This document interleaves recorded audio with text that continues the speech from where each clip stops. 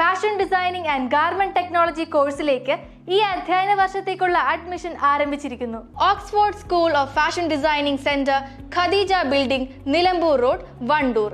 വന്യജീവി ആക്രമണം തടയുന്നതിന് ശക്തമായ നടപടി സ്വീകരിക്കുമെന്ന് വനംവകുപ്പ് മന്ത്രി എ.കെ. ശശീന്ദ്രൻ.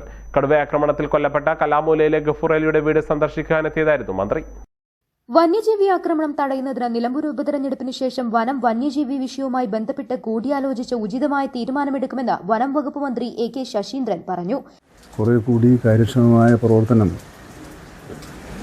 ആവശ്യമാണെന്നാണല്ലോ നമ്മുടെ അനുഭവം നമ്മളെ ഓർമ്മിപ്പിക്കുന്നത്. അതനുസരിച്ച് പൊതുസമൂഹത്തിൻ്റെ ഭയാശങ്കകൾ അകറ്റാൻ പര്യാപ്തമായ പ്രതിരോധ പ്രവർത്തനങ്ങൾ കൂടുതൽ ശക്തിയായി നടത്താനാണ് ഉദ്ദേശിക്കുന്നത്.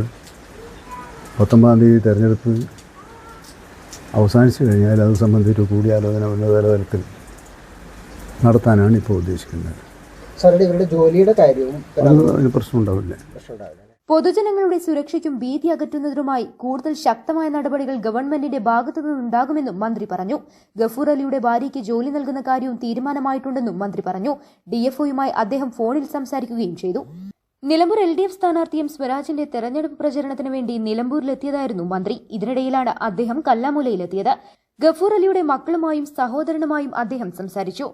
NCPS നേതാക്കളായ EA Majeed, Kanniyan Kareem, P Majeed, P കുട്യാമു, P Shahul Hameed, T സക്രിയ, CPM നേതാക്കളായ KT Mujeeb, VP Sajeevan, P Siddique തുടങ്ങിയവർ മന്ത്രിയോടൊപ്പമുണ്ടായിരുന്നു. News bureau, Kalikavu. സ്വന്തം ഹൈസ്പീഡ് ഇന്റർനെറ്റ്, നമ്മുടെ സ്വന്തം ഇന്റർനെറ്റ്.